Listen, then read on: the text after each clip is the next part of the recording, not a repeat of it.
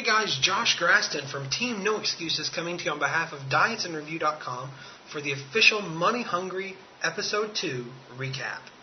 Now this episode is a lot different from the first episode, mainly because now we have our first challenge and house vote. Now as the episode opens, we see a lot of the contestants working out and singing a little ditty.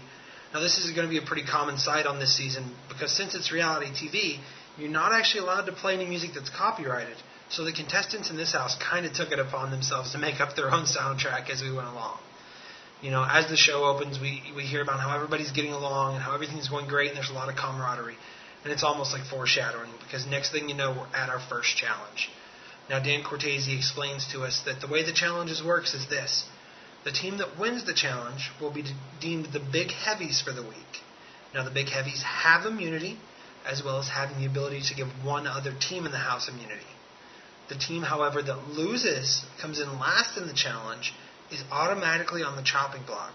Now, they'll be joined by one other team that will be placed on the chopping block by a house vote. Now, as we approach the first challenge, we see that there's these giant balls, 6 foot in diameter at the base of a hill, or as GL from Double Chocolate would say, a wall. Now, this hill is 1,000 feet in length. I'm not sure what the height on it is, but 1,000-foot long hill that honestly looks like it goes straight up. You know, it's filled with burrs and thorns, and, you know, it's definitely never seen a lawnmower. So the first challenge starts, and just everybody is sprinting out of the gate to, you know, get to their giant 6 foot in diameter ball, start pushing it up this hill. And from the beginning, you can tell that Pair of Nuts, whether it's to their athleticism or their smaller size, they're just out of the gate. You know, they're ahead of everybody. Mission's Impossible's right on their tail. And then the rest of us are kind of all grouped together. You know, as you'd expect, Pair of Nuts actually finishes the challenge first, right around the 5-minute mark, with Yamil being out in front of Johnny. Johnny finally stumbles across the finish line and just lays down. I don't know if he fell down, passed out, what he did. But next thing I know, he's got an oxygen mask on. He's having trouble breathing. He can't feel his feet. And, you know, they didn't show a lot of it on the episode, but it was kind of scary. You know, Mission's Impossible comes up next with us right on their heels. You know, I got to give it up to my partner, Melissa. You know, as a team, we're over 100 pounds heavier than the Pair of Nuts or Mission's Impossible, and we were just right on their butt. We're about a minute behind. You know, the rest of the team starts to trickle in right after. Honestly, it was kind of a close race all around. But towards the back of the pack is the Role Models, Flabulous, and Double Chocolate. Now, actually, Double Chocolate was leading the other two, with Jamie and Philip from their respective teams still having to cross the line. But out of nowhere, a gust of wind comes, grabs the ball from Double Chocolate, and their ball goes down the hill. Now, as it was explained in the rules of the challenge, if you lose your ball, you have to go get it. So, you know, they were about 50 feet from the top when this happened. So they had to trudge all the way back down to get their ball. You know, Philip at that point would finish, Jamie would finish. You know, the ball's down at the bottom. They came in last. It's over. But they finished what they started. And that was just an amazing thing to see. You know, it's one of those times in life where it's just heartwarming and gives you the tingles, because they didn't have to finish. They just wanted to show their willpower and dedication. You know, I know Money Hungry's been kind of a crazy show up until now, but to me, this showed that the contestants in particular had some serious potential, you know, to win this battle against obesity.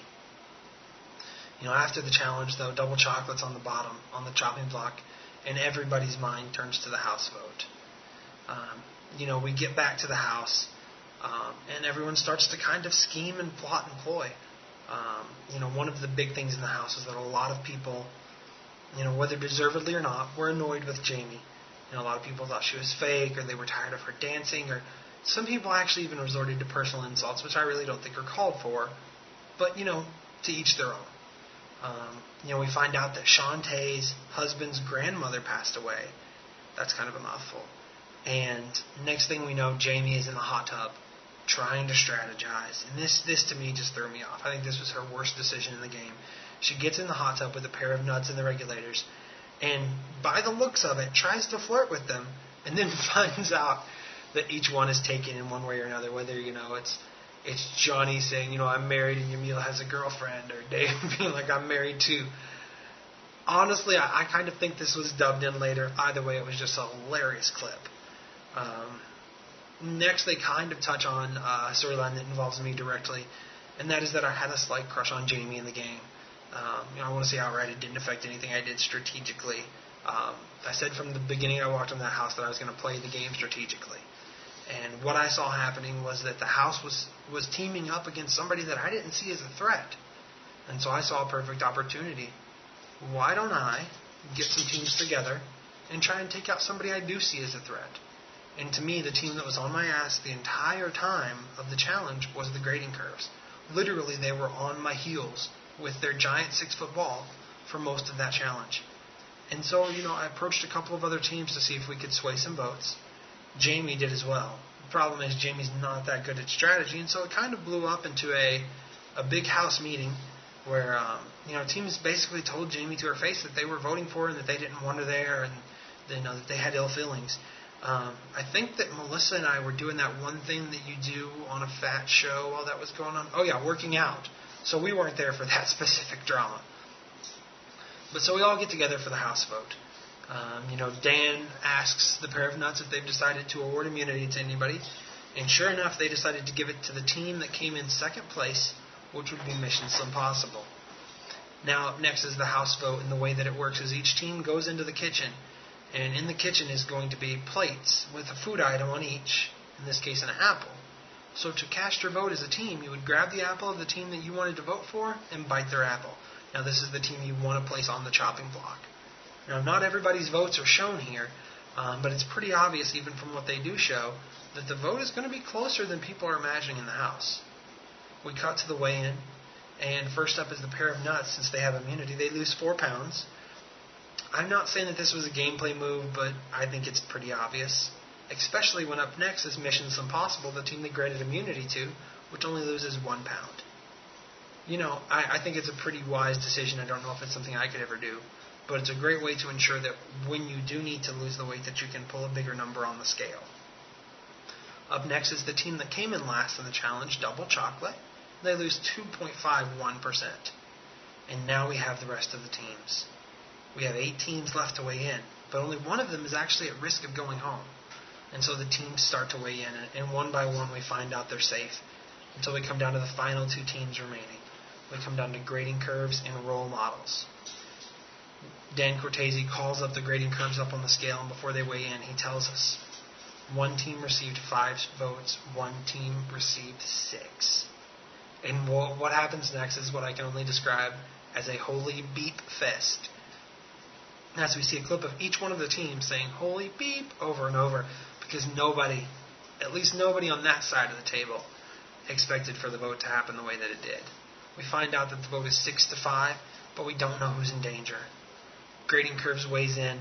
They pull a tremendous number for week 2 at 2.89%, and they are safe. That means that Role Models is the one on the chopping block. The campaigning that I did and that Jamie did not quite work. We were 1 vote short. But so it's time for them to weigh in. They have to beat Double Chocolate's 2.51%. They weigh in and pull a 2.41, a 1/10%. On Biggest Loser they talk about how every pound counts. Well, I'm telling you here, every ounce counted. And so Role Models are sent home. There's some verbal exchanges between them and Grading Curves at the elimination, some hard feelings. My thing is it's just a game. Next week's definitely going to be interesting, though, because I made a very precise gameplay move that backfired. So it'll be interesting to see what happens when the orphanage, tries to get retaliation. What will the drama be? Will they manage to get me up on the block? Will they manage to send me home? And the only way to find out is to watch VH1's Money Hungry and then tune into dietsandreview.com for the official recap. Have a good night, guys.